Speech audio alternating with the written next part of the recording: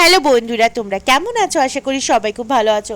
রেহানের দুষ্টুমির চ্যানেলে তোমাদের সকলকে জানাই অনেক অনেক স্বাগত। তোমরা ভাবছো তো আজকে ব্লগটা এইভাবে কেন শুরু করছি, আমরা কোথায় যাচ্ছি, রেহান গাড়িতে কেন? তো সেটা দেখার জন্য তোমাদেরকে পুরো ভিডিও দেখতে হবে। আর তোমরা ভাবছো রেহান এই আলোর মাঝখানে কোথা থেকে চলে এলো। রেহান মামা বাড়িতে এসছে, আর মামা বাড়িতে এসে একদম লাইট দেখে কিছুতেই ঘরে ঢুকতে চাইছে না। তো আজকে মামা বাড়িতে এসে ও কী করছে সেটা দেখার জন্য পুরো ভিডিওটা দেখতে হবে, একদম কিন্তু স্কিপ করবে না। বাড়িতে এসে একটুখানি রেস্ট নিয়ে এখন আমরা বেরিয়ে পড়ছি রেয়ানকে নিয়ে ঘুরু ঘুরু করতে। কোথায় যাচ্ছি জানো? তার আমার জন্য মা একটা শাড়ি কিনবে, অষ্টমীর দিনকার মাকে সাজানো হবে।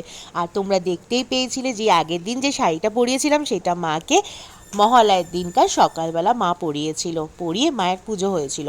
আর অষ্টমীর দিনে মায়ের জন্য কি শাড়ি কিনি সেটা দেখার জন্য পুরো ভিডিওটা কিন্তু দেখতে থাকো।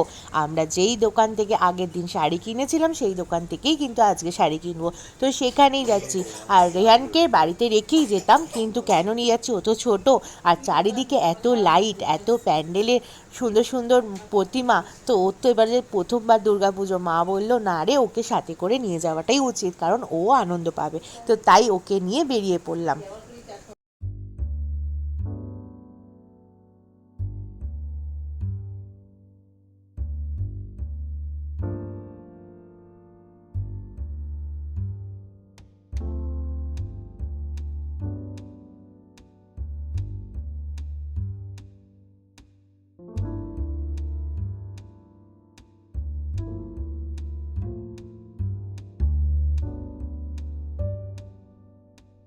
এখন আমরা চলে এসেছি সেই শাড়ির দোকানটায়। তোমরা যারা ওই আগের দিনের ব্লগটা দেখেছো তারা নিশ্চয়ই চিনতে পারছো। তো চলো ভেতরে যাওয়া যাক, আর তোমাদেরকে যতটা পারবো একটু শাড়ি দেখিয়ে নেব। খুব একটা ঘাটাবো না, তোমাদেরকে আগের দিনই বলেছিলাম আমরা খুব একটা ঘাটানো পছন্দ করি না, যেইটুকুনি নেব সেইটুকুনিই দেখব।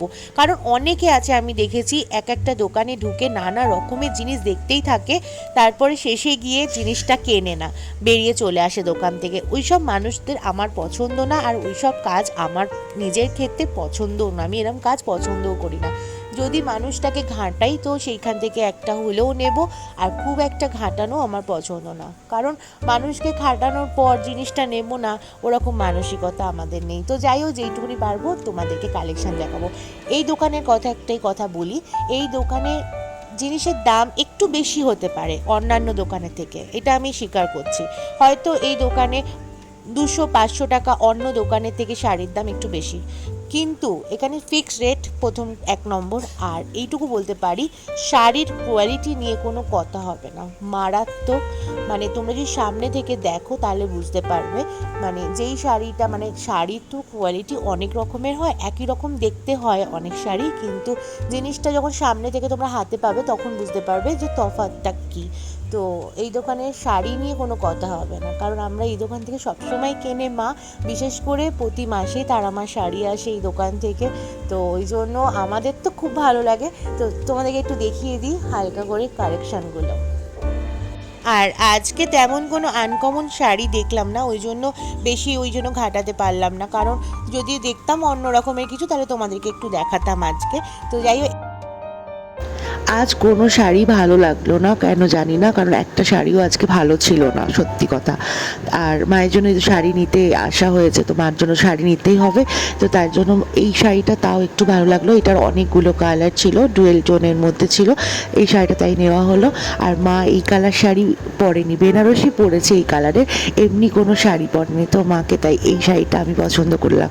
আর এটার অনেকগুলো কালার ছিল, আর এই শাড়িটা মাকে পরালে মাকে খুব ভালো লাগবে। তোমরা দেখো, যখন আমি ভিডিও করব তোমরা তো দেখতেই পাবে।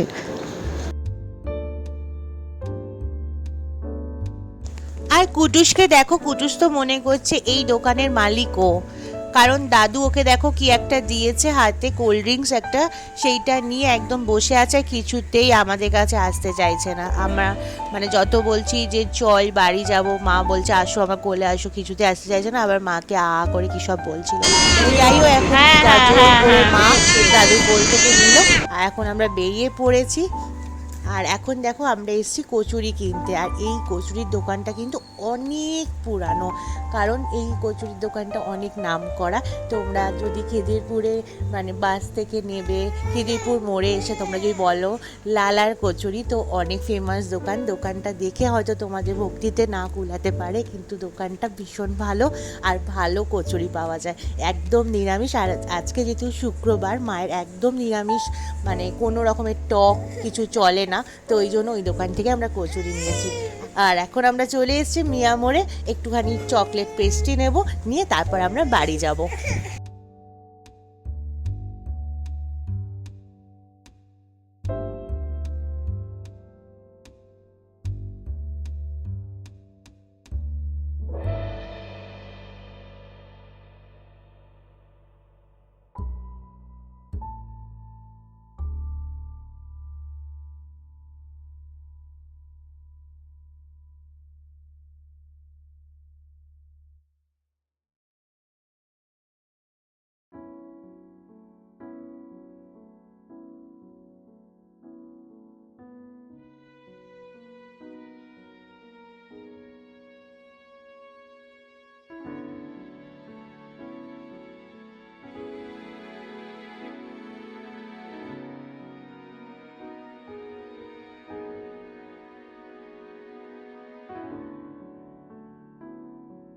এখন আমরা এই দোকান থেকে রাতের ডিনার কিনবো, মিক্সড ফ্রাইড রাইস আর চিলি চিকেন, কারণ মামামকে বললাম রাতের বেলা আজকে মিক্সড ফ্রাইড রাইস আর চিলি চিকেন খাবো।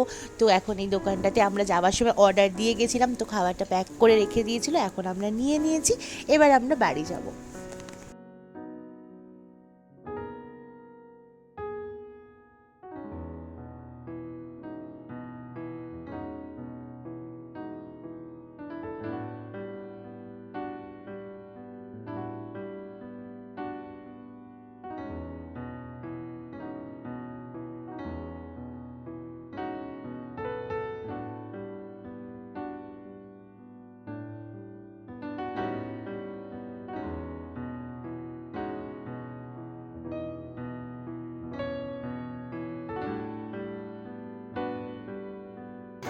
এখন দেখো রেহান পুরো ঘুমিয়ে পড়েছে, কারণ অনেকক্ষণ আগে আমরা এসেছি, তোমরা দেখতেই পেয়েছিলে। আর সেই দুপুর থেকে ও তেমনভাবে ঘুমায়নি, আসার সময় উবেরে একটুখানি ঘুমিয়েছিল, তারপর এসেই উঠে গেছিলো, তো এখনও পুরো ঘুমিয়ে পড়েছে। আর বন্ধুরা, তোমাদের সাথে আমার মনের কিছু কথা আজকে শেয়ার করতে চাই। আগে ছোটোবেলায় এই থিমের পুজো আমরা কোনোদিন দেখে বড় হইনি, যখন খুব ছোট ছিলাম। তারপর যখন মাঝামাঝি বয়স হলো, তখন থেকে শুরু হলো থিমের পুজো দেখা। আগে যখন সাবেকি পুজোগুলো হতো, সেইগুলোই মনে হয় ভালো ছিল, কি সুন্দর লাইটে সেজে উঠতো সারা দুর্গা পুজো। আর এখন থিমের পুজোর জন্য দেখবে তেমনভাবে লাইটও দেয় না ক্লাবগুলো, কেমন অন্ধকারের মধ্যে থিমটাকে ফোটানোর জন্য চেষ্টা করে। আর এত টাকা, এত লাখ লাখ টাকা দিয়ে যে এই পুজো মণ্ডপগুলো তৈরি হয় মাত্র 2-3 দিন 4 দিনের জন্য, তারপর তো সেই আবার ভেঙে দেওয়া হয়। এই টাকাগুলো তো গরিবদেরকে দান করলে আমার মনে হয়, মানে আমি আমার নিজের কথা বলছি, আমার মনে হয় সবসময় এই টাকাগুলো গরিবদেরকে দান করলে ওদের তো অনেক সাহায্য হয়, তাই না? তো এত বড় বড় মণ্ডপ না তৈরি করে, মানে এত বড় বড় থিমের পুজোর পেছনের পয়সা খরচা না করে, সেই টাকাগুলো সবার মধ্যে, মানে গরিবদের মধ্যে ভাগ করে দিলে ওরাও কত আনন্দে থাকতে পারে। তো এটা আমার মনের কথা, আমি তোমাদেরকে বললাম। জানি না আমার সাথে কারা কারা একমত, যদি তোমরা কেউ একমত হও অবশ্যই কমেন্ট বক্সে জানাবে।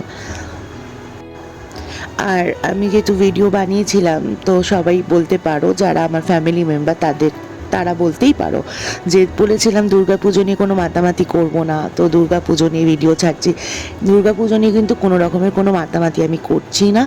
আর একটা কথা বলি, আমার তো ছোট্ট একটা ছেলে আছে, তো ওর এবারে প্রথম বছর দুর্গা পুজো, তো ওর জন্য তো আমাকে বেরাতেই হবে, আর ওকে একটু ঠাকুর দেখাতেই হবে।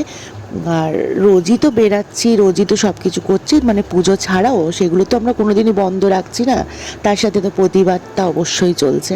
আর একটা কথা, যেটা আমি নিজের জন্য কিন্তু এখনও অবধি কিছু কিনিনি, এমনকি আমার ছোট্ট বাচ্চাটার জন্যও কিছু কিনিনি।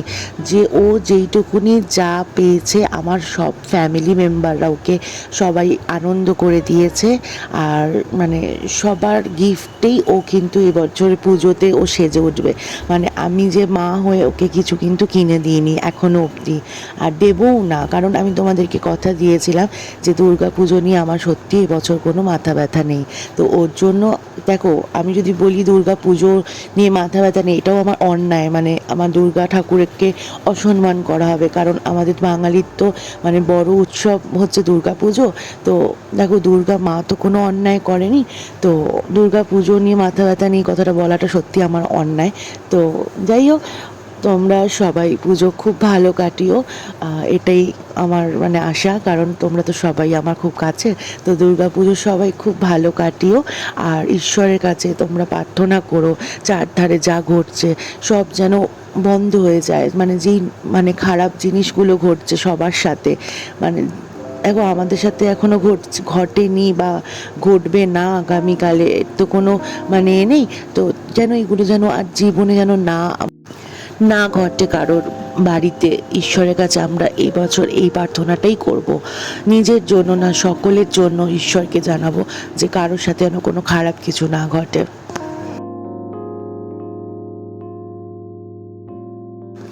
এখন আমরা বাড়ি চলে এসেছি, আর মায়ের এই মাসি বলছিল যে আমি তোকে রোজ ভিডিওতে দেখি, তোর ফটো দেখি। তো যাই হোক, রেহান তখন ঘুমাচ্ছে, তো ওনার কথা কিছুই রেহান বুঝতে পারলো না, কারণ রেহান একদম অগরে ঘুমিয়ে পড়েছে। আর যাই হোক, তার আমার জন্য এই শাড়িটা নিয়ে এসেছি, তোমরা দেখতেই পেয়েছিলে দোকানে এই শাড়িটা নিয়েছিলাম। তো শাড়িটা এখন খুলে দেখালাম না, মা অষ্টমী দিন পরলে মায়ের সাজ তোমাদেরকে অবশ্যই দেখাবো।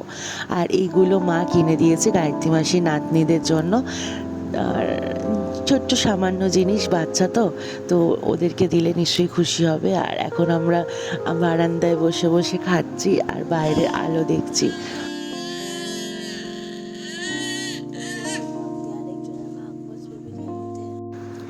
আর এখন অনেক রাত হয়ে গেছে, রেহানকে কিছুতেই ঘরে নিয়ে যাওয়া যাচ্ছে না, কারণ রেহানের আবদার হচ্ছে ও বাইরে বসে বসে সারাক্ষণ আলো দেখবে আর সবাই যাচ্ছে তাদেরকে দেখবে।